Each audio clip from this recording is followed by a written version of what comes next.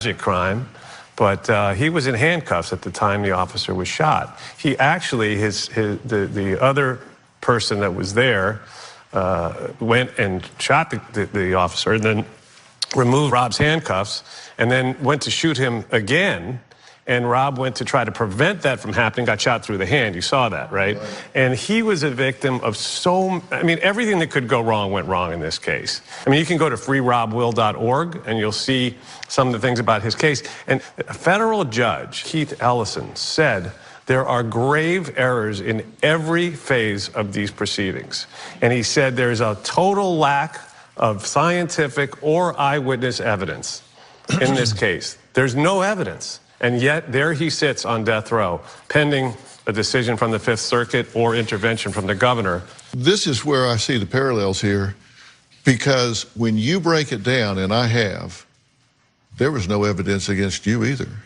I know, and what's frustrating about it is, in Rodney's case, just like in my case, they went after the wrong person anyway. I spent 4 years in prison.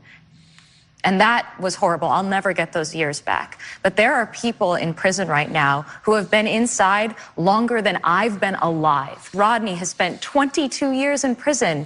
Think of this. This is a lifetime that people are losing. That's just the extra tragic kernel to Rodney's story, is they have plenty of evidence that not only exonerates him, but implicates another man. Well, here's the thing that bothers me about this with Rodney. He's asked for DNA testing on what is probably the murder weapon, which was a belt that was worn by Stacey Stites at the time. They have denied testing it for DNA because they say it has been improperly stored since the crime and therefore could have been contaminated since then. Now, I'm sorry, but who is charged with storing the evidence? The state. They can't screw it up and then disallow it because they screwed it up. I'm sorry, that doesn't work.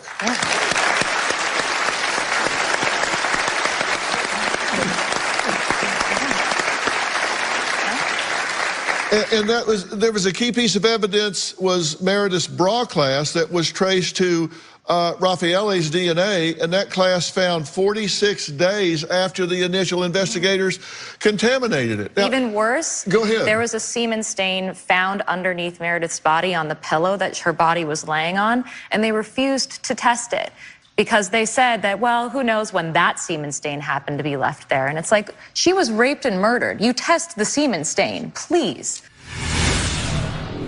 You're the wrong guy to get mad, I'll tell you what. And they got you mad. So I want to give you a round of applause on that.